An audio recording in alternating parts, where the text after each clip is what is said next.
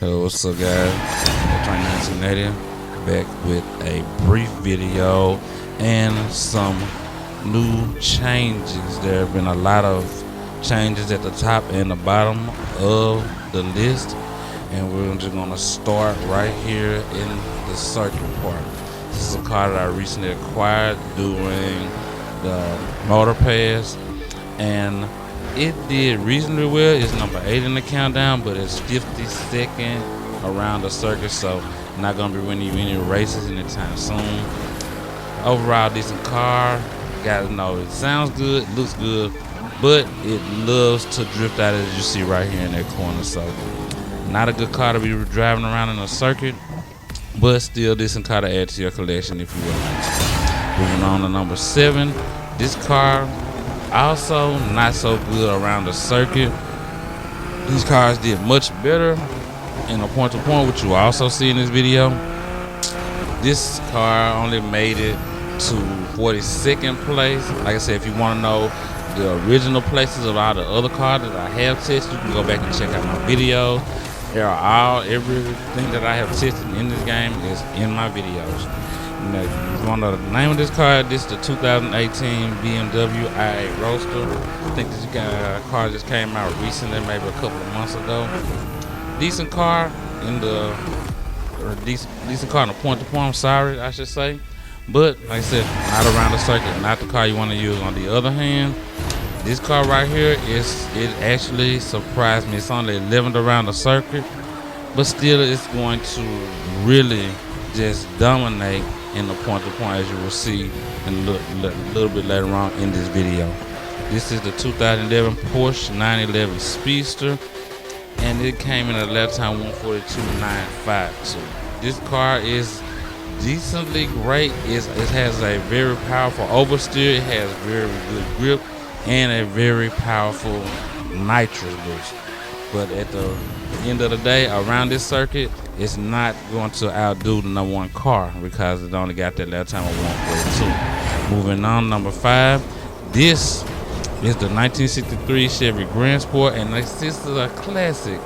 But I don't know what it is about this car that's different from the rest. This car did reasonably well around the circuit. Most of the classic cars that I tested, none of them even got into the top 10. This one takes over the 10th spot for the lap time 142.930 to 5th wheel in the countdown. But it's a decent car. I mean, absolutely looks good. I mean, if anybody knows what this car is, it's actually one of the cars from the Fast and Furious series.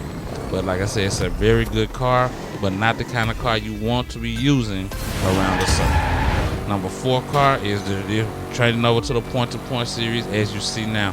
And as you see again, this vehicle placed dead the last in the countdown, as it did up in the other one. In the other part of the countdown, it was last place. It only got to 9th in the point-to-point series, so it did break into the top 10. But it's still, you will really have to learn this car, master this car before you try to use it to drive it and get this kind of a lap time in a point-to-point situation, because like I said, this car, it loves to drift. In a straight line situation, there it's decent, but still not has the overall powerful than the top 2 cars that you are about to see very soon. But like I said, it's an overall decent car. It's great to have, but the only way you can get it is through the motor pass. That's the only way you can acquire this car. I think there is one that you can literally buy from the game, but I don't remember because it's been actually a while since I played the crew, but I haven't lost my touch. I'm just trying to break back into it, get everything back going again, and I will, like I said, there will be more videos coming very, very soon. My hypercar series is next, and I know that's a lot of people have been waiting to see. Here you go. The Grand Sport, as you can see, gets a much better time in a straight line. It actually came in 3rd in the countdown over here on the point-to-point side, but it only made it to 6th. It didn't break into the top 5, but it has a very good top speed in the straight line and very good power. I don't know what it is about this car, but like I said, it drives great. I have no complaints about it, especially in this point-to-point situation.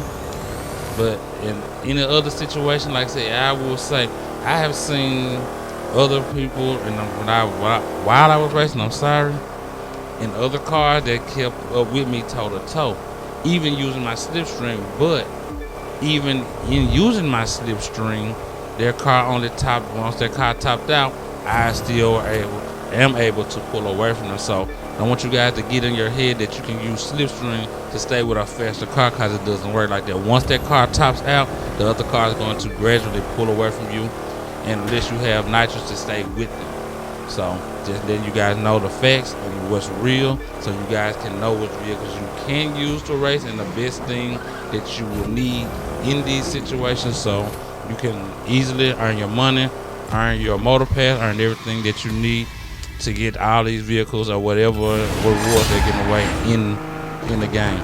Now you see, as I said, you see this car and what place it was in, 42nd around the circuit.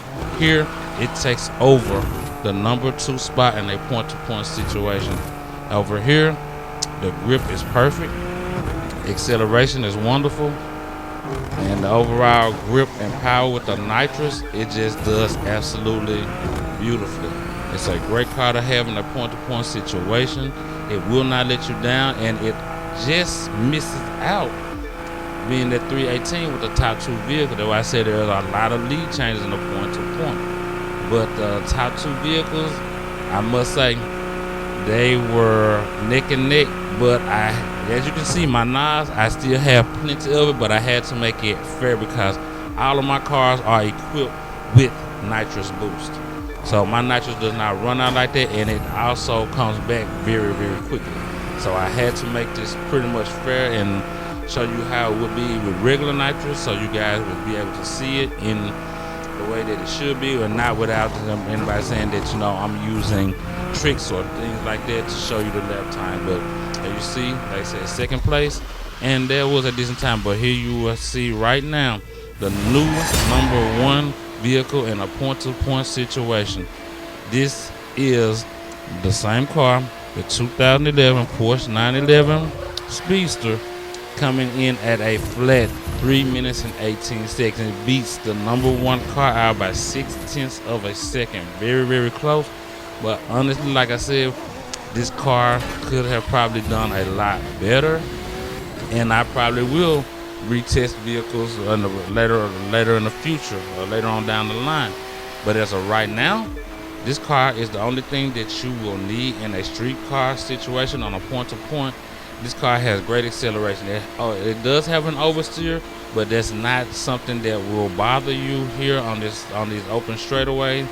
This car has a ton of grip, and it just is the best car to have in this point-to-point situation, because it will literally run away from almost anything that you drive, and it will outmaneuver just about every other car in the series.